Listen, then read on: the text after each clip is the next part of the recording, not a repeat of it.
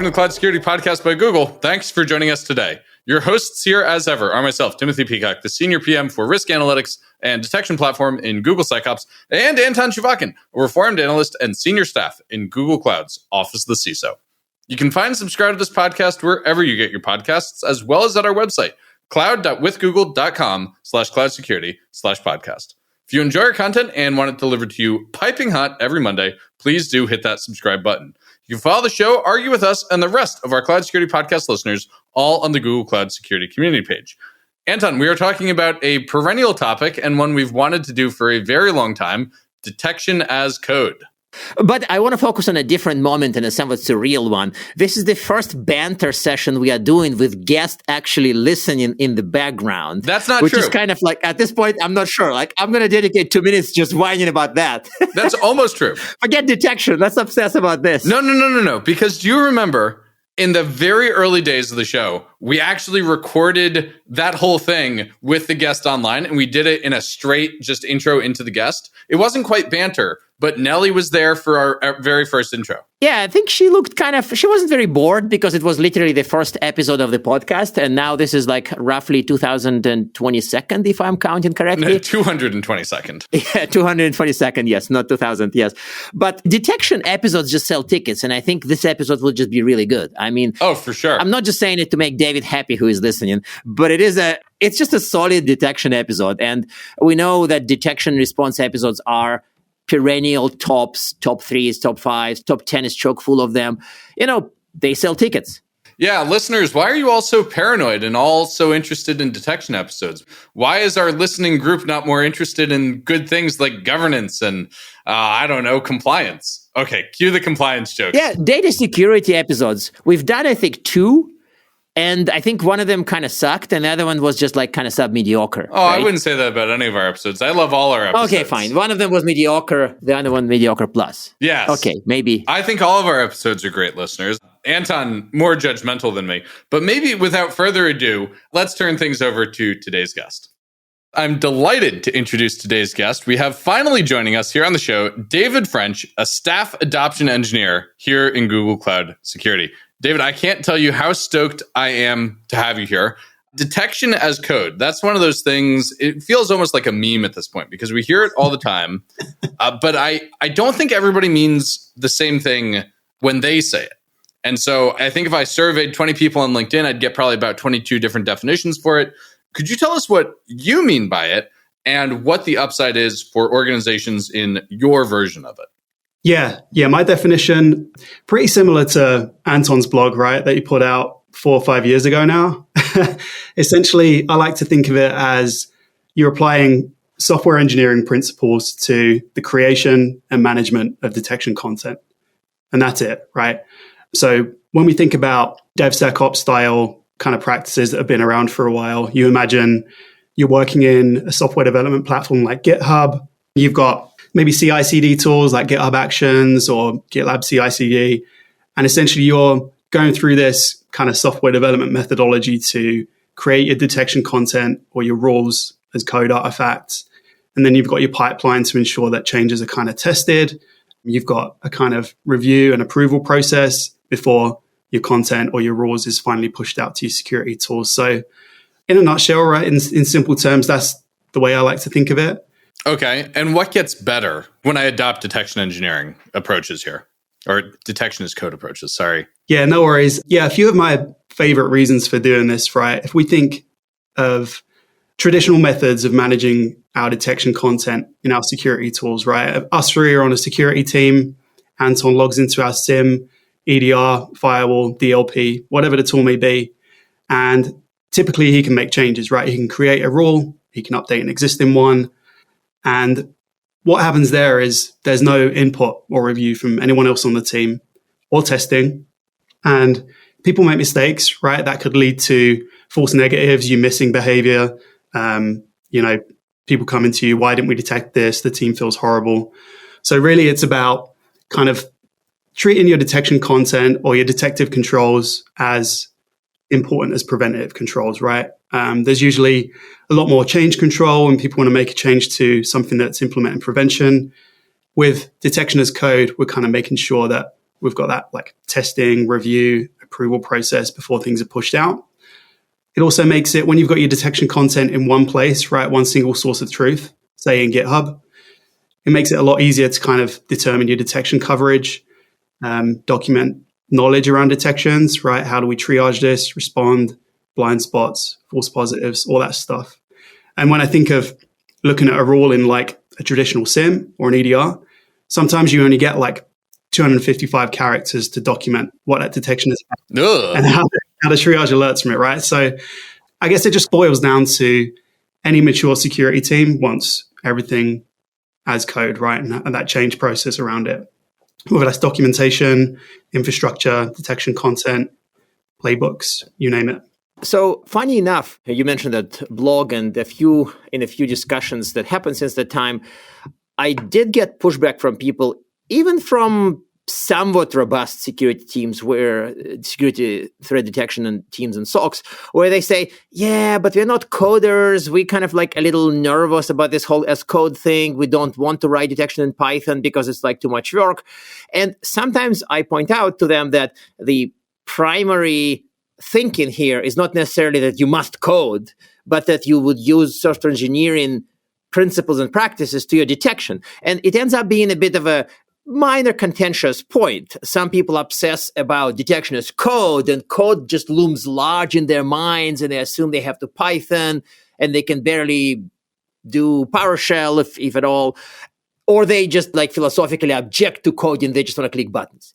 And I tell them that, hey, it's more about like integration of test routines with like unit tests and that test. And it's like SWE thinking, not necessarily code. What is your take? Do you think which one's more important? And by the way, you have a choice of saying equal or both. Yeah, but both is the cowardly answer. Except for the cases it may be true sometimes. Yeah, if we could go back 5 years, like I wonder if we could pick a more descriptive name for it.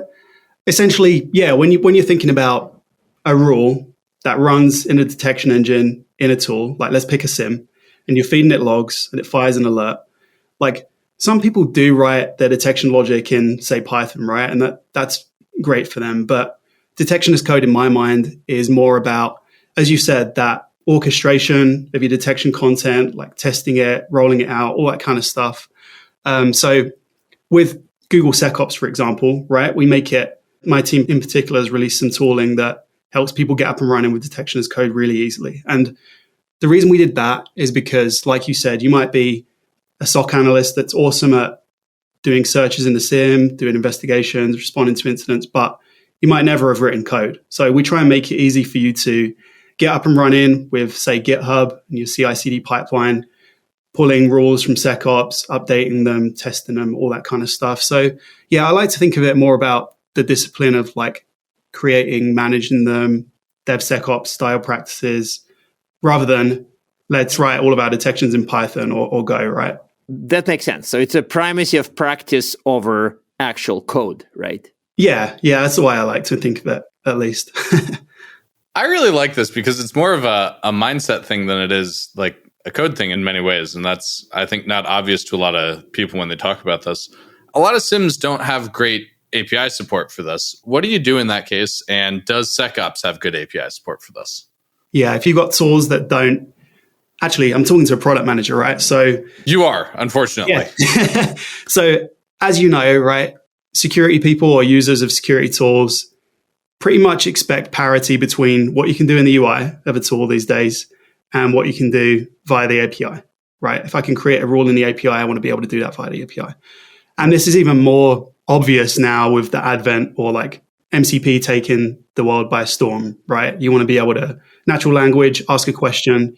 If you're dealing with a tool that doesn't have good APIs and documentation, you can't do much. So I would say if you've got a security tool that doesn't have a great API with these methods for managing your content and testing it, then I don't think you'll get very far. Yeah, and Google SecOps, like I mentioned earlier, we've got, I would say, I don't know what the percentage is with parity, but like at least with rules, I know that you can create rules, retrieve them, update their deployment state, test them, all that good stuff. So I think, yeah, we make it easy to implement detection as code at least. But I mean, the 90s are over, right? If your SIEM doesn't have APIs, Like, why are you using it? Like, I'm not talking about not only 90s are over, 2000s are over. I'm hearing that even 2010s are kind of finished, right? Done. So a SIEM that has no APIs is probably just an absurd concept. But won't there be a side question about like what types of APIs? Because, for example, can I have an API for changing the rules, adding rules? Of course. But what about something more advanced, APIs that can enable some kind of closed loop process with testing, with tweaking, with temporary things? Like, I'm thinking that there may be more to API than add rule, enable rule, delete rule, right? Or is that enough? I mean, maybe that is enough. Maybe I'm overthinking it. Yeah, I've never been asked that question before. I think for what I'm doing today, that is enough, right? I was working on a proof of concept yesterday with Google SecOps and some MCP servers, right? I had my detection content in SecOps, and I had my kind of CI/CD pipeline in GitHub, and asking Gemini, right, grab recent cases from my SOAR that have been worked and closed out with a verdict of not malicious or false positive, right? So it goes and grabs those for me. And then I said, look at the comments in each of these cases and determine from the analyst comments, right, what tuning needs to happen to these rules. And then Gemini determined that and opened a pull request for me in GitHub with the proposed changes to the logic. And all I needed to do then was go in. It looked okay in that sense, but in that instance, but I could tweak that and then merge it and push it out to my tools. So like that kind of workflow, well, we're living in the age where this is happening now, right? Are we going to end up with, so people are doing automated rule generation? Like, are we going to live in a world where our rules are self-maintaining, testing, tuning? Do they tell us when they need to be retired because they're not relevant anymore? So yeah, I think the APIs I'm looking at today are enough, but maybe I'm not seeing something that's going to come in the near future. No, that makes sense. I think it just comes up sometimes in EDR conversations when people have APIs where they have to have APIs for action, not just for detection. But I think for SIEM, it does make sense. So I want to switch gears a tiny bit and focus on one key area of, well, as code thinking, namely testing. Because it's one thing to just write something, shove it in and hope for the best. But there's also testing and retesting and testing based on changing conditions in the future. So how do we do that? Like, does it involve buying expensive tools, or is it something about, again, practices? So run us through Detection's code testing aspects. Yeah, so we can just break it down into two simple types or buckets of testing, right? And then I'll talk about one in the middle that's like a happy medium or one technique. So let's talk about unit tests and dynamic tests, right? So unit tests, think of this like you've got your rules in your single source of truth, right? Let's just use GitHub as an example again. And unit testing will involve whenever someone is proposing a change to a rule, you want to have your tests parse that rule to make sure that the syntax is valid. Let's say we're using SecOps, right? It uses URL for its rule logic. And then what you can do is, let's imagine that, Tim developed a detection last week. And as part of that, he simulated, don't look so surprised, Tim. As part of that, right? It's not impossible, he did. As part of that, right, he executed an attacker technique or simulated some behavior. And the result of that was some log events that he could write his detection logic for, right? So what you can do is save those log events off, and on some schedule or whenever that rule is being worked on, you can load up a rules engine, load up your rules, feed those log events into that rules engine and make sure your alert fires, right? So those are kind of unit tests, basic like offline tests that don't involve your SIEM or EDR, for example, right? It gives you some confidence that your rules are still going to fire when they get fed those logs, right? Dynamic testing, you could manually simulate the attacker behavior, make sure your rules fire alerts. Very time consuming and expensive.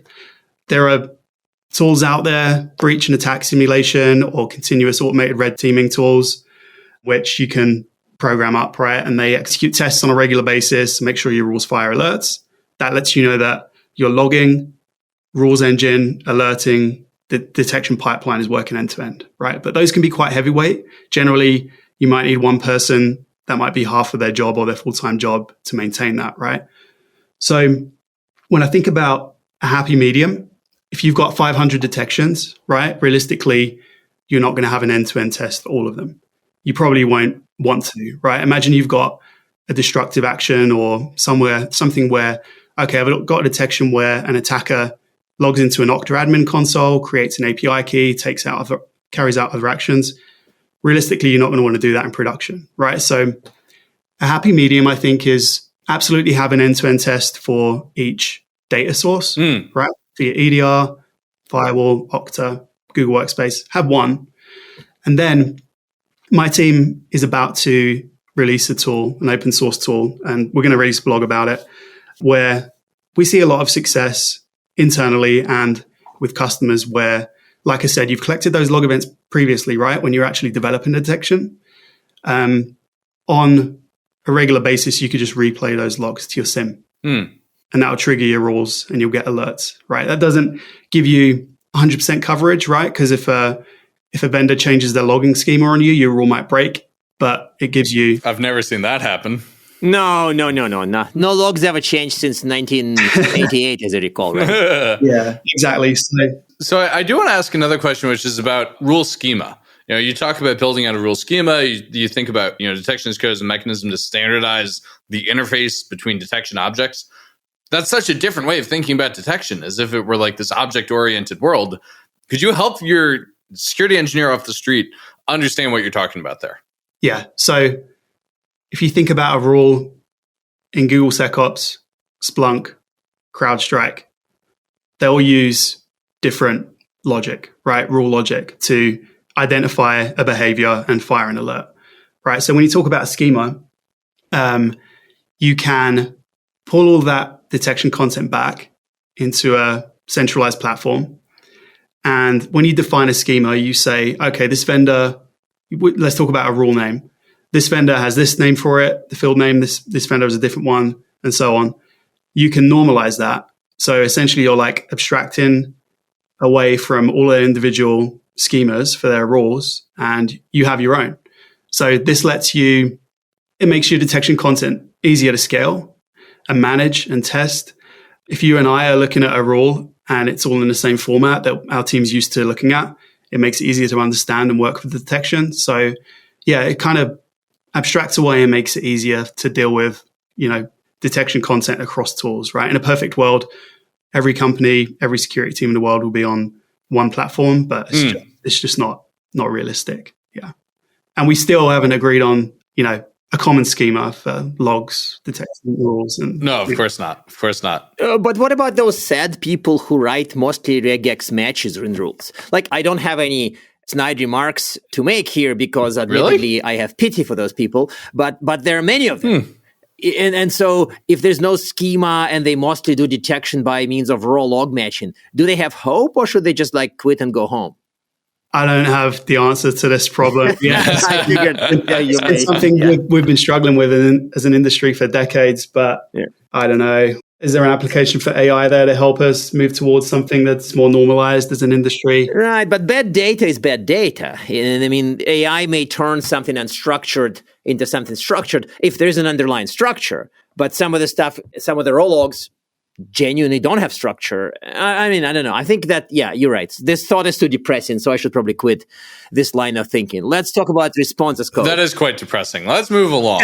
Let's move on. We're in denial. We admit to that. So, I mean, detection as code is great. We all love it. We obviously are huge fans and all that. But what about the response part? Some people say response as code is just writing SOAR playbooks, which is, I guess, is a reasonable take. But how do you bring more as code thinking to response machinery? I think it's very much needed too, right? Yeah, I think so. And I haven't seen an amazing solution to this yet. So generally, if we think about a security team as automated some workflows, right? Like you said, if they're using a SOAR, they're typically creating playbooks. And when you export those via API or some other means, you're looking at essentially JSON blobs, right? Which is not fun to hand edit if you've ever tried it. So that is one option. I mean, one thing I thought about is, you could definitely have a production SOAR environment, right? You could have all those playbooks backed up in, say, GitHub, And when you're testing changes, you could use the UI of your tool, right? Because I think when you're talking SOAR, the UI just makes sense, right? You've got no code, low code solutions out there that just make it really easy to automate stuff without writing. Sorry for interrupting, but that is the essence of the paradox, at least in my head. Vendors are screaming about low code, no code SOAR, while at the same time, other vendors are screaming about detection as code. And then we here talk about response as code as possibly a good idea, but then we just supposedly had this huge victory of achieving response without code. So that's the befuddling part, at least. And I think I know the answer, but I think that it's just interesting to discuss it a bit more. Yeah, I think, so SOAR aside, if you're a security team who's automating workflows using like Cloud Run functions or AWS Lambda functions, totally makes sense to do that as code, right? You're probably using Terraform, or you're backing it up in GitHub and working on it there and pushing it out. Yeah, with SOAR, I mean, I think a happy medium, at least today, would be you've got your test environment where you're writing playbooks, testing them, making sure they work.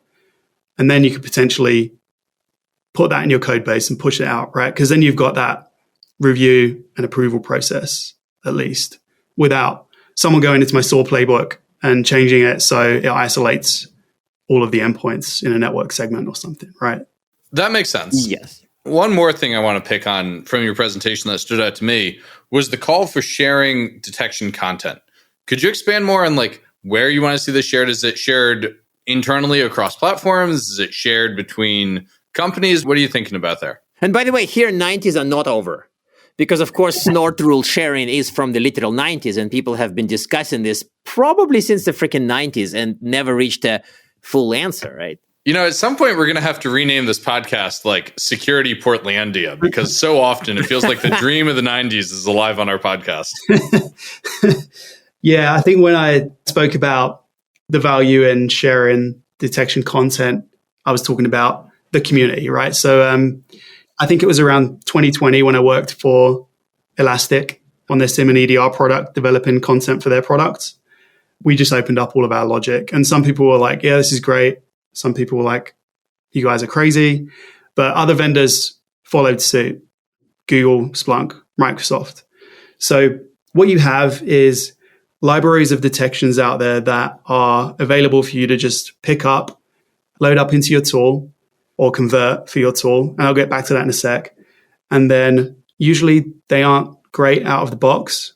There's going to be some like tuning and customization to fit them to your environment, right? You don't want to be overwhelmed with false positives.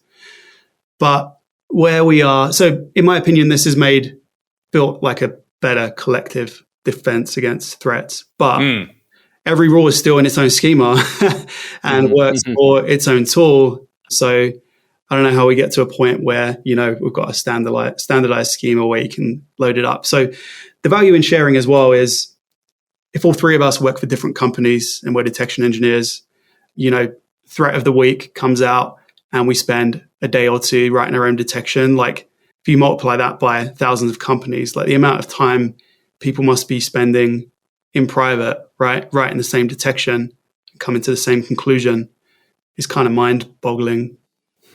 Yeah, that is kind of mind-boggling, isn't it?